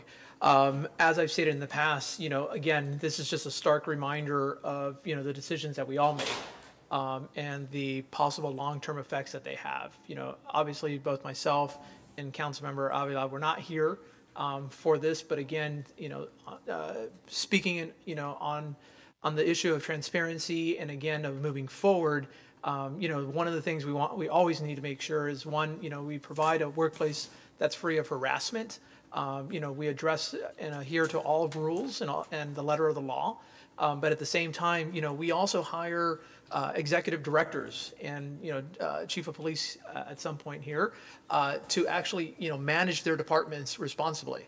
We do hold them accountable individually. Not only do we hold, Shannon, but the rest of the staff, that we work with them collectively together, all of us. And that is one of those things that, I just want to make sure that people understand the decisions that we make today certainly have consequences, for better or for worse. And that's the one thing about myself, as I've stated to many people in the past, is, I stand by every decision that I will ever make. I have no problem sitting down with each and every one of you and explaining to you why I voted the way I voted. So that's the one thing you'll get from me, is exactly that. But with that, we do have another lawsuit that's pending. I suspect that it will also result in a similar manner, which again, if we're held liable for the loss of wages, that's something that's going to be taken out of our general fund. And those general funds are the programs that we could be using for help offset the CDBG programs that we have today, that we're talking about. Youth development, programs for our seniors, roads improvements for our city. So housing, exactly. So these are the things that, all intertwine into everything that we're looking at. And it's, again, we can't necessarily dwell on the past.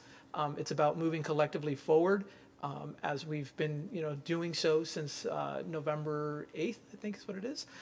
We could agree to disagree professionally, but at the end of the day, it's a matter of, what we stand by and what we look towards.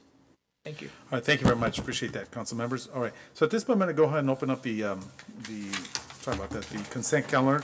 Council members wishing to pull any items. Mayor, I'd like to pull item number 2. Okay, number 2, I will pull item number 9. I just have a question on Oh, yes. Hold on one moment.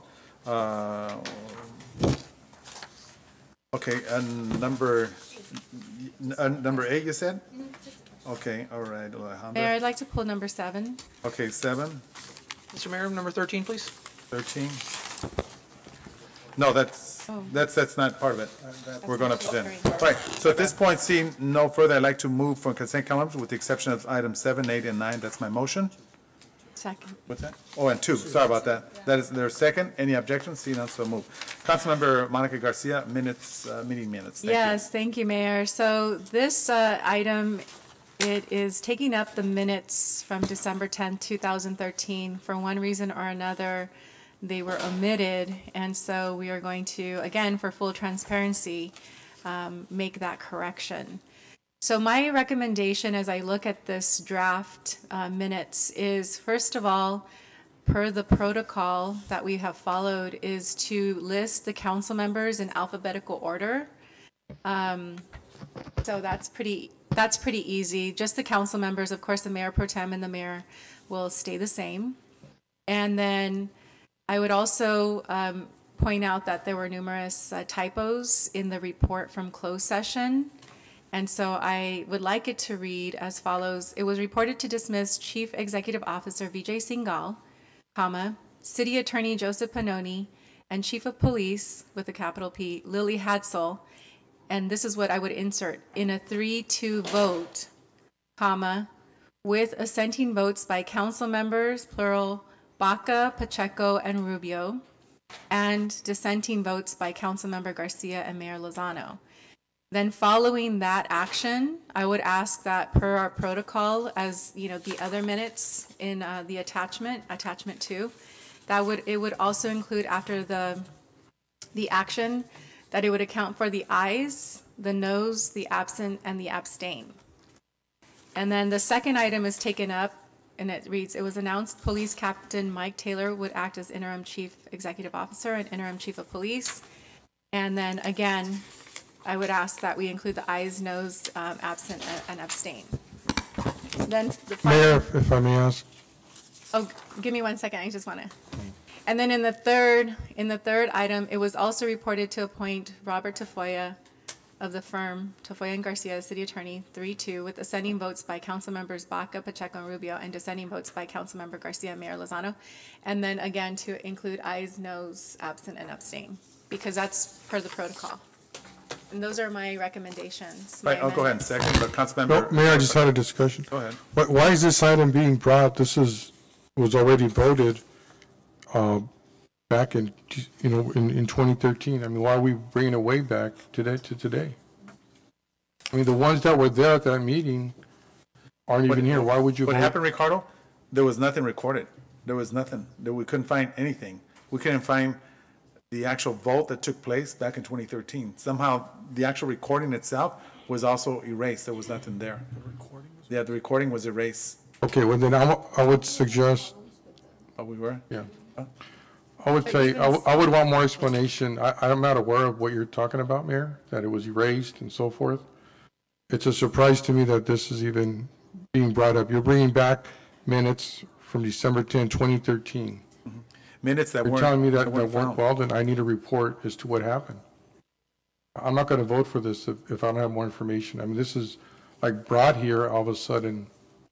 I mean, you guys could vote for it. I won't. I'll object. I understand, but there was no documentation whatsoever. That's Well, I need a staff report as to law. why that's. Brown Act violation. Well, then I want a staff report as to what happened. These minutes have not been approved. Can we, Right, that's correct. because Alejandra Avila was our city clerk at the time, can you Indicated this is- can go you ahead. shed some light on what may have occurred here? I recall that we were having problems. I recall we were having problems with our recording system and even to be able to type anything up. So I don't know if this was one of the times, but for a long time, we had a lot of problems with it. So that could have been the reason. Now, if we based it just on the written notes, could have been a reason why everything wasn't noted correctly.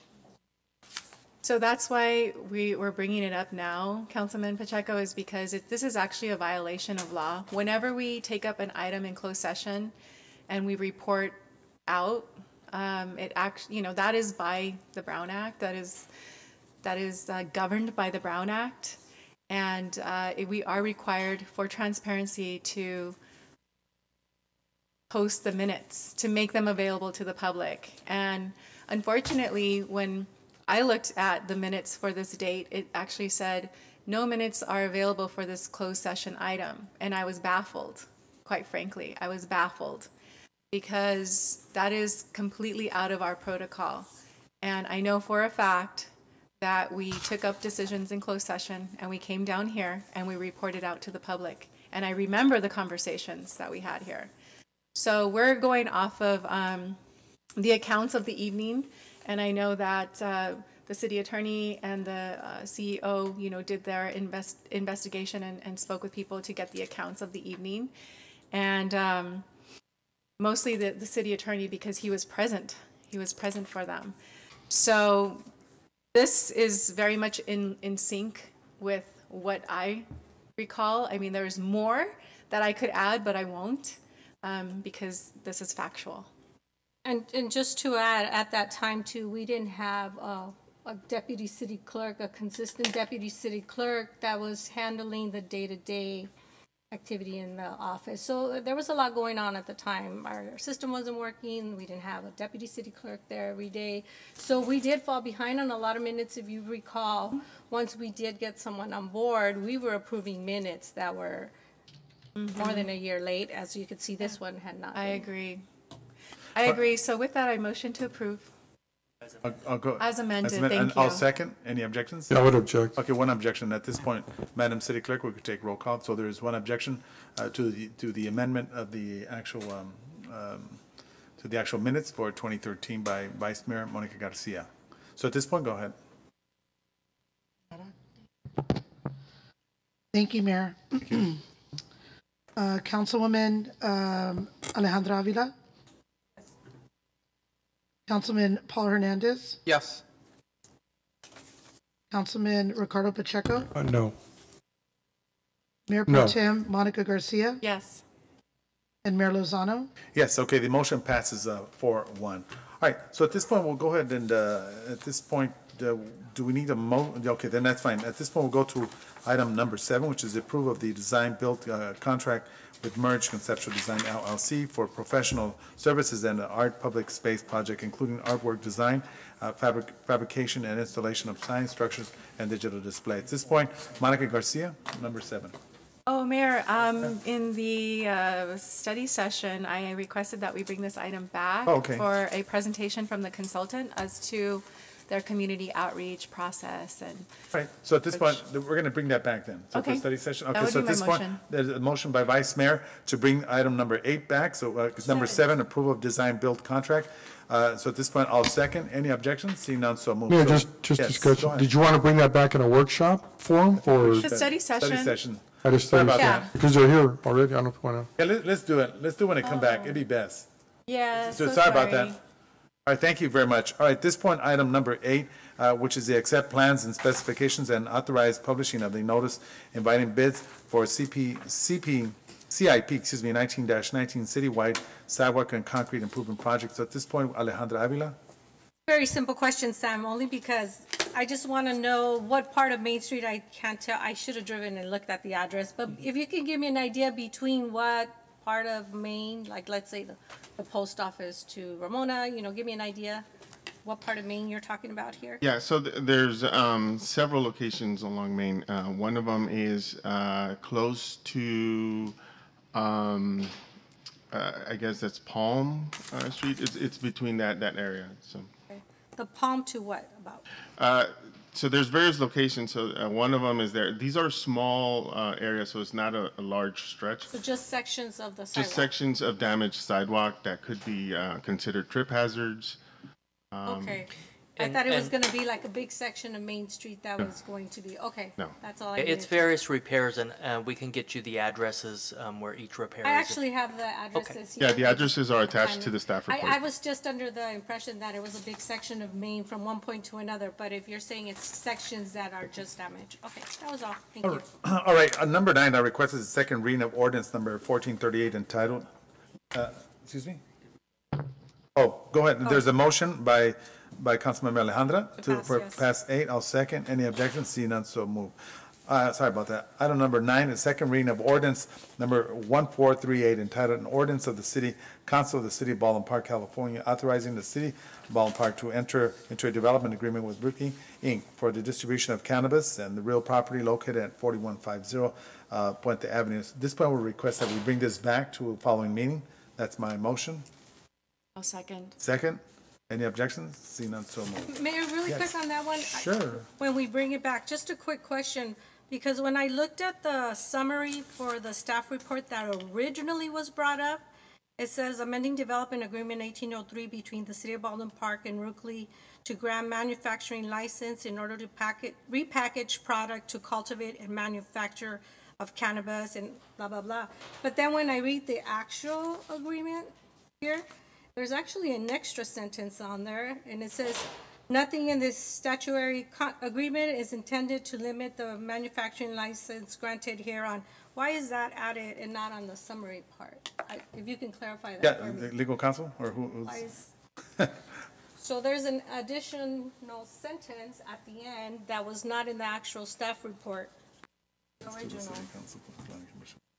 Yes, Mr. Mayor, Council Member Avila. This section was added so that Rookley Inc. would be able to repackage product from our cultivators and our manufacturers. A distributor such as Rookley needs to have a manufacturing license in order to repackage product from distributors and manufacturers. So because they're an exclusive distributor for the City of Baldwin Park, if they did not have this ability, then some of our cultivators or manufacturers that wanted to give them bulk product, repackage it, and then send it out, they would not be able to do that business because they have to work with Rookley. So Rookley asked that they get a manufacturing license. And that was done in order to repackage and do the things they need to do to be a full-service distributor. The last sentence was added in order to clarify that even though they're getting the manufacturing license to repackage product, they do have a manufacturing license and they can manufacture actual product if they so desire. And so in order to make sure that that was clear, this sentence was added. So my question, is that the norm to add that to the actual contract when it's in the summary, it's not there? Is that pretty normal? Well, I had to negotiate the contract, but I didn't do the staff report, and so that's why it wouldn't, but. Or should they be matching is my question. I think that it probably would have been fine to have them matching. And again, I didn't look at the staff report before it was. And if I could add, the first reading, the staff report did include the information regarding the repackaging, but oftentimes we simplify the staff report for a second reading because it's more of a bare bones since it's already been introduced. It's just because the addition of the extra sentence, it just gives a different definition from the original staff report. So that was my concern. Yeah, you're bringing it back anyways, right? Right. So at this point, we're going to go ahead and bring that back. Is that what you're requesting? You requested that. Oh, the one. Oh, I thought you changed. Okay. Well, I just Thank had you. a question. Any objections? No, so much. Thank you very much. All right. The next one, we're going to go into the public hearing, which reads sorry about that, a request to City Council from the Planning Commission on the amendment to the downtown TOD specified plan SP 15-01 to modify the southwest boundary location 14200 Ramona Boulevard. Applicant Oliver Gabay, case number ASP 1901. So let everyone know, this particular case, I think it's important for us. It is going to be the Starbucks, which will be built downtown Baldwin Park on Ballpark Boulevard and Ramona, the old actual was it WSS? Yes, W. Right? Okay. So right in that specific area. So, okay, Gene, competitive with your donut place there. Okay. All right, so at this point, I guess I'll open up the public hearing. Let me open Ron it up is for- here if you Mayor. have any questions on the project, and he has a site plan and any okay. information. If you would, Ron We'll talk Garcia about it is right now? here. Okay. If you Yeah, would you know like what? a Yeah, brief let's. Do staff we have the report. concept drawings on that, Ron? Yeah, come on up. Yeah, the concept drawings. Okay, let's put them up. Oh, good. I'm glad Mike Toohey stayed. He's most part of get this project going. Okay, council.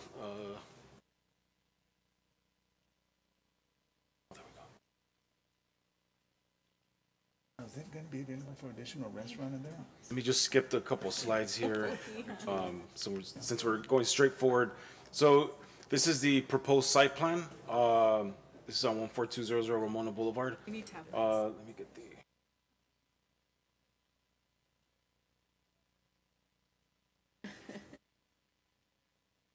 Sorry. Trying to look for the laser here. Oh, here we go. Okay. So here's the entrance. This is Ramona, and this is the entrance to the drive-through here. So they'll enter here, and they have the ability to exit out to Ramona or exit out of Sterling Way. The building's going to be converted into 4 tenant spaces, Starbucks being here on the westerly side. So these are elevations, existing photos of the existing building from Ramona and Sterling. And this is the proposed rendering for the Starbucks.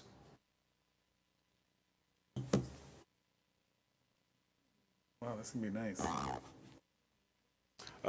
Also like to add that the applicant is present if you'd like to ask the applicant any I questions. just like to ask staff a question. After you, sir. Thank you. Are they going to really keep the trees? Because I know there's some nice pine Well, the trees. question that had come up previous at Planning Commission, the trees, from my understanding, are going to remain. Oh, yeah. I want to put it in writing. I don't want them to come down on accident or something. We'll confirm that. Okay, that's fine. That's fine. One other item. What's that? Are waiting. Just say, again, where are the cars going to come in through this? So Is there an existing driveway already? Yes, there is. Yeah. So let me go. This is Sterling. So there's an entry here from Sterling. Right. And then from Ramona Boulevard, if we go back to the site plan, so there's an entry here. Sterling's on the backside, right? And Sterling is on the backside, correct. That's where there's across the street from that's residence. So across the street from that, yes, it is residences. And are we taking into consideration the amount of traffic flow that's going to be going out there in regards to the residents living across the street? So currently, as we speak with this, if the council decides to move forward with this specific plan amendment, we are currently reviewing the traffic study that we requested to be prepared. So currently, right now, planning staff and the Public Works Department are reviewing the traffic study. So it's still in review. You're reviewing or repealing? We're reviewing. I'm sorry. Reviewing. Reviewing, correct. Okay, sorry. Bad here. Bad here. And I know just in the past, there was a Kentucky Fried Chicken there that used to be a drive-through. Oh, yeah. There, and then there's. No, that- it's further so- down. That's where. Yeah, it's like within the same area. It's behind Sterling Way, and there's also that donut shop. It's a donut shop that took over. That Gene likes. Yeah, Joe. They have a drive-through also. Well, actually, that's the old Kentucky Fried Chicken. Yes. So that's there correct. is already a Thank you. drive-through. And then- Mayor? Yeah, yes, Councilmember, Vice Mayor Monica Garcia. Can we go back to the rendering? Sure. Not that nice. I'm wondering, I still see the Chase building. I'm wondering if there's anything else that can be done to really make it a little more aesthetically pleasing. Maybe some more contemporary like panels or something. I don't know. And some more like shrubbery. I know that it's already, there's concrete or there's asphalt there, but perhaps there's some planters that can be included. I'm just thinking about the aesthetics. Good point. I mean, that's something we can discuss with the developer. Before coming on board, the design review had already been processed as far as the aesthetics of the alternative materials to the elevations of the building. If I can go back to the site plan, there is landscaping being proposed and upgraded throughout the parking lot. Okay. I can't recall if we have, again, it's just a rendering, but there is some landscaping to soften the appearance of the building as well. And again, it's just a rendering. Cool, But we can work with the applicant You? to see if we can ask for additional alternative materials. okay, maybe a couple more, like, just to, alternatives, just to see something a little bit more spruced up. It's a great location, and if you go back to the rendering, yeah, it just seems like it's pretty much, the same that what we currently have, and I feel like, especially if we're giving a specific plan, and of course we want to be supportive, but let's look at what are some alternatives to this. Absolutely. And I mean, a little bit goes a long way. So, surprise us. Sure. Yeah, come on up. Come on up.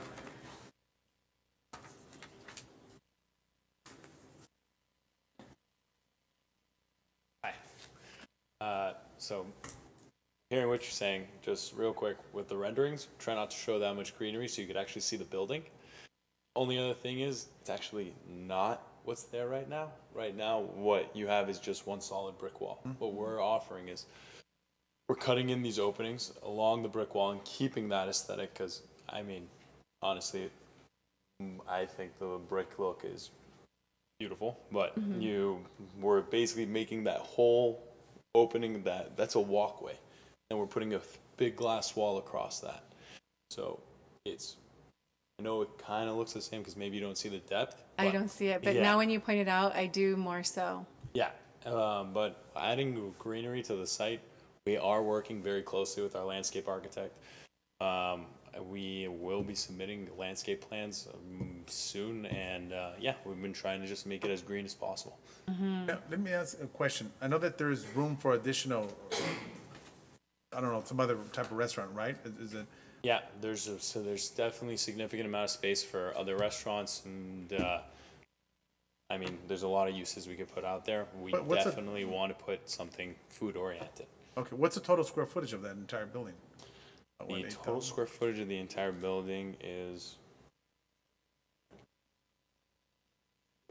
Oh, that's fine. That's fine. Yeah, I'm sorry. That's fine. I don't remember it No- off no the big top of deal. my head. I apologize. But All right. yeah.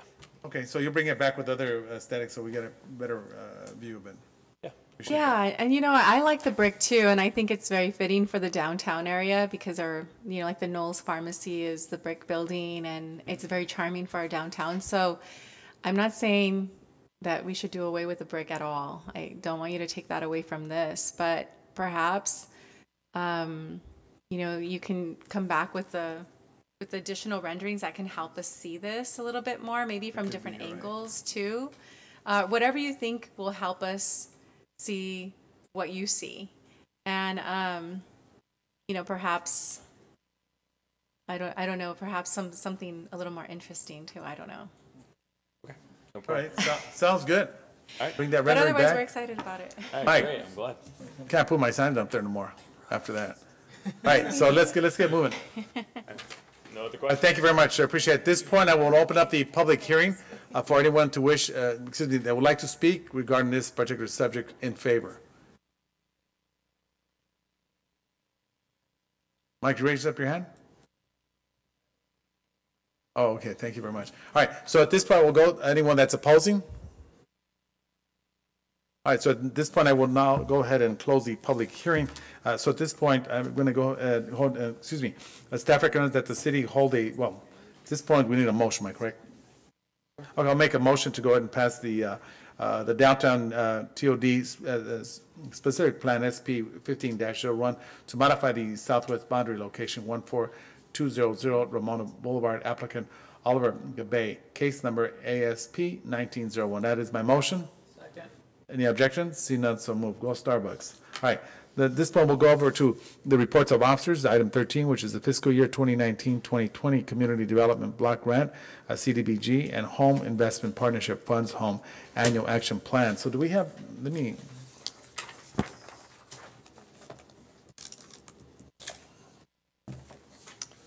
okay, so we did not make any changes yet. We did go through allow the public hearing, am I correct? Yes. So at this point, let me see. Right, so I guess we could go down the actual, review them real quick. We have the total of, hold on, let me just double check here.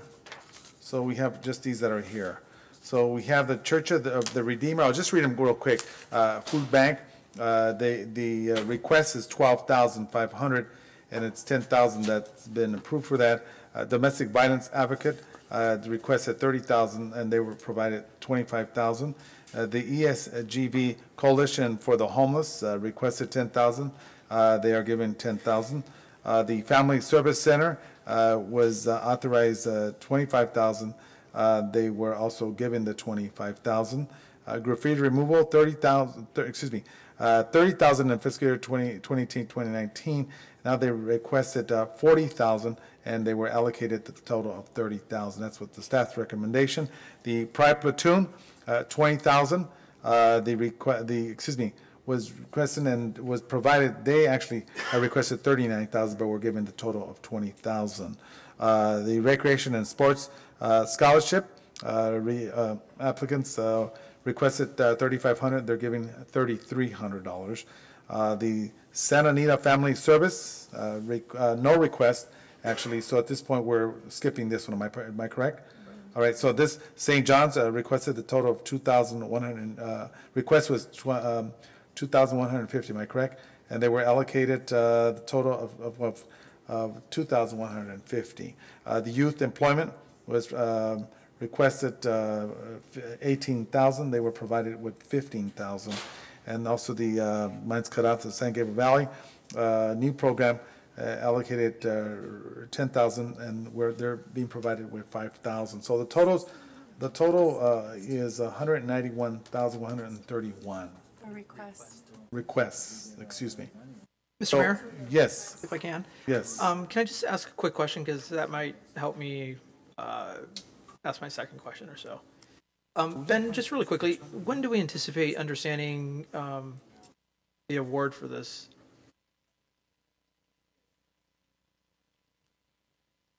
We anticipate that we will be hearing about the final funding from HUD in the next 30 to 60 days, but I can't guarantee that. That's just something that we have no control over. And then the other question is, given the history of CDBG that we've received, has it been an increase over the last, even last year or over the last 3 years? Or are we seeing a decrease? I can have Susie, our housing manager, comment on that further, but even whether it's been an increase or a decrease, it's still no predictor of what could happen this year. It really isn't, in my experience over the last 20 years. But Susie, could you maybe? Last year actually was the first time that we did slightly increase. And they're saying that this year we're just pretty much looking at what we had last year. But they're just slight increases, probably not even 10% of increase. Got it. Thank you. And also, just so you're aware, this is the first public hearing, or the first actually continued. We will have another one once we get the final allocations, at which time, if it does increase significantly, you can make your additional changes at that time also. Okay. Right. I mean, just one of my recommendations would be if we actually do receive additional funding, we would actually go back to each of these and provide the allocated resources as requested, such as a Pride, and actually increasing some additional funds for rec and parks from the 15,000 to at least 20,000 to be able to have additional youth employment programs, and of course also provide additional funds for the Church of Redeemers food bank. It's one of the few providers here in the city that does that. So that would be my recommendation. Thank you. All right, sounds good. Mayor, Yes. is there someone here from the Pride program that I have a question for? I know they were here Pride last time. Hi, Cynthia. Really quick, because I'm a big advocate of Pride, because when I was working at the junior high, I had a lot of students that I had to refer. And it was a very successful program. So I got to see firsthand the success of the program. So thank you. And estimating, how many students do you enroll per program, more or less? Well, this program right now, this is our second week, and we have 33 that are starting the program. Usually we start about with 40 students, and it all depends who's, if they drop out or not. But right now our program is 33 students. Okay, and you're still looking to enroll more, or is it too late? It's too late because we're already into the third week. Okay, that would be one of my priorities if we are to receive more money, because again, I firsthand have seen the success working with junior high students and high school students, so it's very successful. Also, the graffiti removal, anyone here? Thank you, Cynthia. Anyone here from graffiti? Chief? So for the graffiti removal, I know somebody. Mr. Gutierrez can speak about that, yeah. I know we have seen an increase in graffiti, so I would assume that's the reason why we would need more funds for that.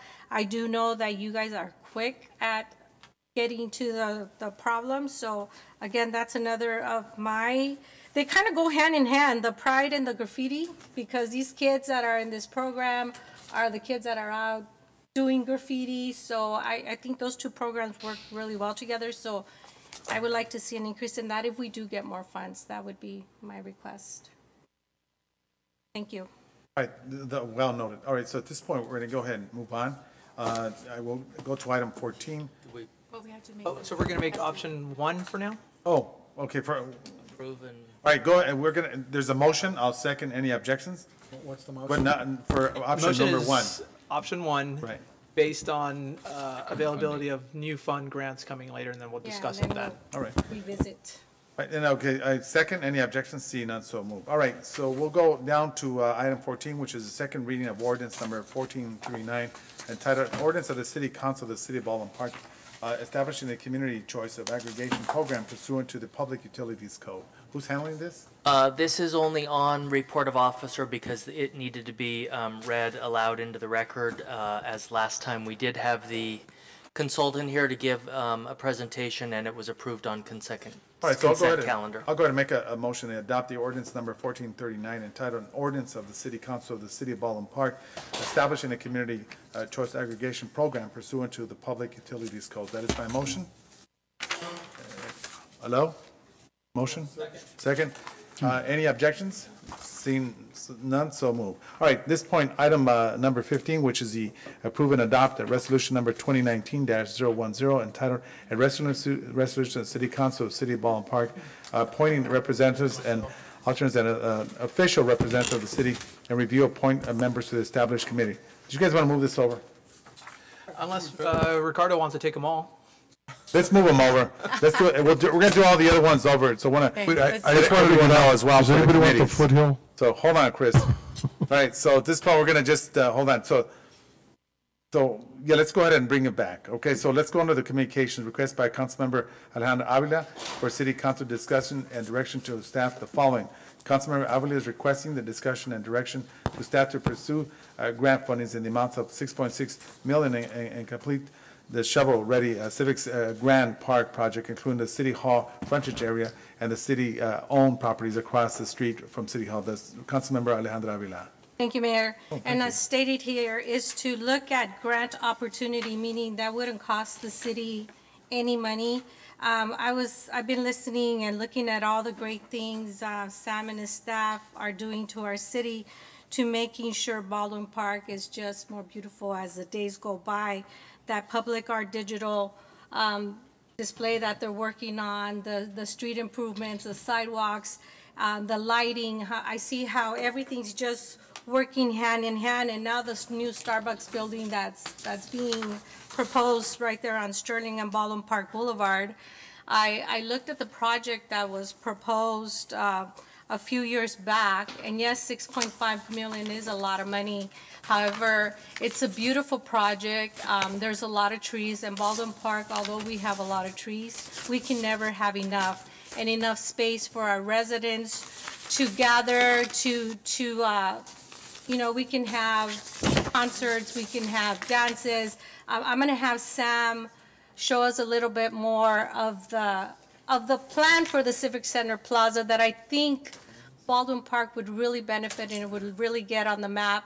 As you see, that's City Hall right here, the one right to the front, and across the street is where we would build that plaza, or what you call Zócalo in Mexico. All the plazas are called Zócalos, and it's right in front of the Metrolink. So anybody coming into our city or from either direction, the first thing they would see is this beautiful plaza where we would host events, like a tree lighting ceremony, maybe contests. Like I believe a few years back we had a singing contest there where our residents were performing and they won awards. There's just so many things we can do there. There's also room, for retail. So if Sam can explain a little better than I just thought it's a beautiful project. It would do a lot for the city. It would enhance what you're already doing to our city.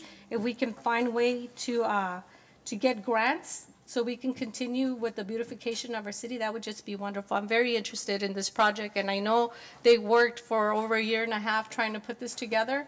So if you can show the slide and explain a little bit more, Sam, I would really appreciate it. If I could interrupt, before he starts, if we could queue up, there's a little animation that was created, and it will show you a little better the space. It starts from as if you're at the City Hall property. Well, here. So the City Hall is to the right, the beige building to the right. Look at what a beautiful City Hall we would have there.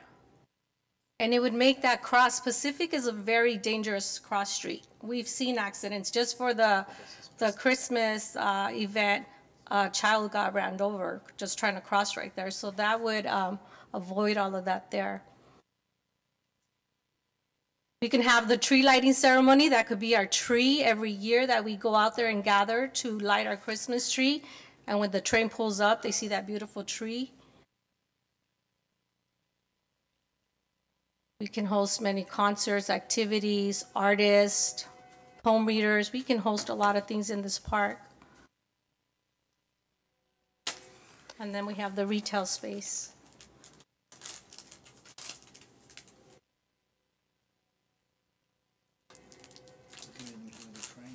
You can do the train in it, see.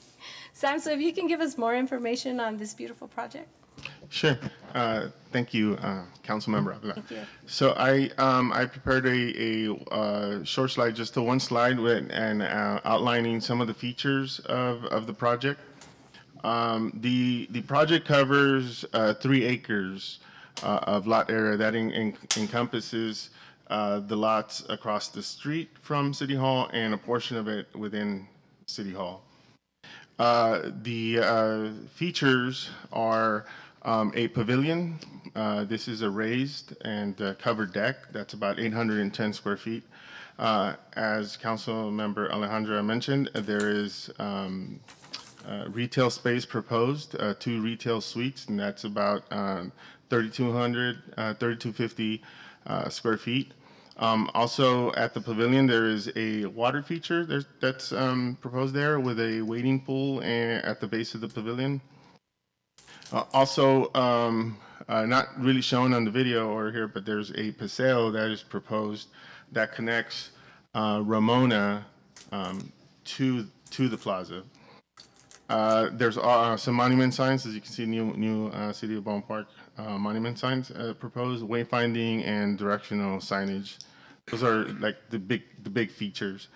Also, the types of events that can be held there, just talking to other departments, farmers market, wedding, photo opportunities, tree lighting, outdoor cinema, bicycle and safety, rodeos, food and wine tasting walks, dancing, such as our Aztec dancers that practice at the Arc, or shows.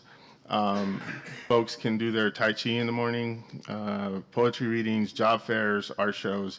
And one not mentioned here is it could also function as the start of like the National Night Out event where everyone gathers and walks down to the Target site.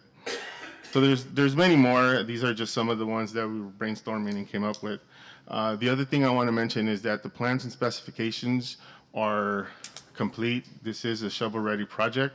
They were completed in 2015 using an older code, so they would only require to be updated to the latest building code specifications. And of course, that is not a project that I took in hand. It's this council that we're looking into putting this project there because it's so beautiful. And again, the enhancements that we are going through in our city, it reminded me of that project. So, I asked if I could see it, and they showed it to me, and it brought back to me what a beautiful project it was and how it would enhance. It just goes hand in hand with all the new things we're putting into our city, just making it more beautiful. So I would really like to consider to see if we can get some type of grants to get this project going. I think our community would benefit from it. Our school district would benefit from it because maybe our students can come here and perform, do the performances, whether it's chorus or their bands, their dance groups. Like you said, there's a lot of opportunity for our community members to get involved, and it would just make everything so much more beautiful here in this area. Thank you. Thank you, Sam, for that. Thank you. Thank you for sharing. At this point, I guess we could bring back for Mr. Mayor? future. Yes, Councilmember Paul Hernandez. Thank you, Councilmember Avila. I really appreciate you bringing up this project, and more specifically, the task of us searching and seeking out grants for our parks. As you're aware, our city is definitely we need additional open space for our community members. One of the things and one of my concerns is, given the limited land that we have here, considering we're a city that's essentially built out. Looking for land that we can use for our affordable housing and additional housing stock. I find that this would probably be a better fit personally, that we can do that, considering, as you mentioned, it's close to about 3 acres worth of property that can be used for housing. And that's something that's desperately needed in our community, just as much as a park. I would hope that we could apply some of these grant funds towards Morgan Park and also look towards service agreements with the school district. Use some of those grants where we could begin to open up the parks, the schools that we have for our neighbors. Again, schools are placed in our residents based on need and based on population. And those are areas that, you know, for whatever reason, we haven't necessarily fully developed agreements with the school district. And hopefully now, you know, we can look towards using and going in that direction. But this is, you know, it's a commendable project. But I personally feel that this is something where I think this land could be used better used for housing development. But use those grant funds that perhaps might be available for the city, either at Morgan Park to help redevelop, you know, the areas in which we have our summer programs, concerts and so forth, but also to help use that money towards opening up the school district's facilities that they have for the weekend and for the evenings for our residents that are already there. So, thank you. Thank you, Councilmember, and Yes. I appreciate those comments. And you're right, we do need more affordable housing, and there is other areas for affordable housing. I just feel that in the downtown area, they're doing a lot of work in beautifying the city. We've already added the project that we have behind us, the project on Modelo, and I feel we're getting enclosed by so many buildings instead of making it an open area. I definitely agree that we have to get more housing opportunity into our city, and there is other land uses. I know Mr. Pacheco pointed out some other areas that are possibilities for our land. I just feel that this open space area just adds to our parks. It adds to more open space to our community. We can look into the district opening up their fields. From my experience, I know they have a problem with it because they do get very damaged and they haven't been able to get refunded for those damages, but that's something we can revisit with them, definitely. Again, I just feel like our city is getting enclosed by buildings around our city hall. We just need more open space, and let's look at other areas for the housing, but we definitely need to bring the housing in. I can't agree with you more. Thank you. Mayor? All right, thank you, Councilmember Monica Garcia. I just want to, well, this is a great rendering. Thank you, Councilmember Avila, for this presentation. I do agree with Councilmember Hernandez, and I do think that this is an opportunity site that I would like to see used for housing to activate our downtown area. We just received a wonderful proposal or rendering for that Starbucks, and so I just think that downtown Baldwin Park, we need to really, you know, get that economic engine going. And how do we do that? We look at other cities. What has supported that type of activity is putting housing next to the downtown, activating the space, activating the community. You know, we have this beautiful affordable housing project that some of the you know, council was very reluctant, but we ended up moving forward and we celebrated this beautiful project. I want to say there are about 70 units that became available to low-income seniors, families, veterans, and we received over 1,000 applications for that housing. And so that just speaks to the demand. If we create those opportunities, then I think that our residents will certainly benefit. And when I look at this rendering, I think it would be wonderful to use these types of grants to spruce up Morgan Park, that amphitheater, you know, like Councilmember Hernandez said, kind of spruce up our existing park space.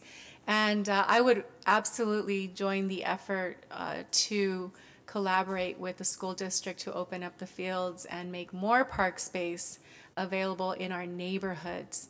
And I know that LA County had released a study not too long ago showing that Baldwin Park was park poor, and they outlined where in our city we needed parks. And in our downtown area, it wasn't a priority as much as, let's say, the northern part of the city or to the west part of the city. And so I think it's a great presentation. I would be an advocate for keeping these opportunity sites for housing and folding it into the comprehensive housing plan. I think that Councilmember Pacheco was referring to earlier. And then, you know, just sprucing up our parks where grant monies become available. Already? Okay, any more input? If not, thank you very much. Excellent presentation. All right, so the following that we have is a request by Recreation and staff for City Council direction on the following. So this is the state of the city this coming Friday. So the City Council name being for name. Who do we have for invocation? Do we have Pastor? Anyone? Mr. Mayor, we could have one of the council members provide the invocation in the past. Councilmember Ricardo Pacheco. Oh. So up to council discretion. Or we can invite one of the clergy. Well, that's fine. It doesn't matter. So at this point, we'll put Councilman Ricardo Pacheco for the invocation. Then City Council for the flag salute. Do we have a service person? Military? We do have a service person. We have U.S. Army from the Azusa Recruiting Center. Okay. Awesome. So we would have the city council member introduce them. And then you have the national anthem person already. Yes, sir. We do have national anthem from Service to High School. Oh, got it. Sorry about that. Yes. See. All right. So City Council, who wants to introduce the U.S. Army from the Sousa? Do you want to do that, Vice Mayor? Sure. All right, sounds good. All right, and then the national anthem, who wants to introduce the national anthem person? Alejandra? I can do it, yes. All right, thank you very much. All right, and then who wants to introduction of dignitaries? Or do you want to do that, Monica? Oh my gosh. I mean, I don't know. You're the Vice Mayor. Okay. Okay, so let's do that, and then we'll put Councilman Ricardo Pacheco. He'll do the flag salute. Introduce the gentleman for the flag salute. Okay? And then introduction of, oh, that's me. That's right. Okay. Who's going to do that? Let's do that. Yeah, well, you want to do that? Want me to do the introduction of dignitaries and then introduce the Honorable Mayor? Okay, let's do that. Yeah, Councilman Ricardo Pacheco. And No, you're doing the flag. No. She's going to do the national anthem. Oh, wait a minute. Hold on, Paul. Paul, you don't. Monica's doing the flag salute. No, don't give me another shot. My schedule may not allow me to If attend. it does, then we can certainly add. That's fine. Thank you. Like where I'm introducing dignitaries and Councilmember Paul Hernandez can do that. So we'll accommodate. But right now, it sounds like he's not going to be available that day. I can introduce the invocation, but I can introduce the invocation if he's not here, and do the national anthem. Thank you. Okay. All right, so we have everything straight. So looking forward. Thank you very much. At this point, I'm going to go ahead and make a motion for the adjournment of City Council meeting. That's my motion. Is there a second? Hello. Oh. There's a second by Councilman Paul Hernandez. At this point, the adjournment. At this point, we have the open up the Housing Authority. Okay, we have consent calendar. So at this point, we have the consent calendars at Baldwin Park Housing Authority. Public housing, we've already discussed that, items 1 and 2, am I correct? All right, so at this point, that's my motion. I move for approval. I'll second. Second, any objections? Seeing none, so move. At this point, I will move for adjournment. That's my motion. Second. Any objections? Seeing none, good night. Viva Baldwin Park.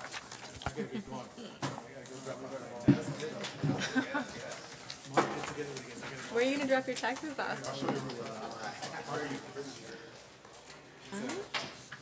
That's what the controller does, my taxes.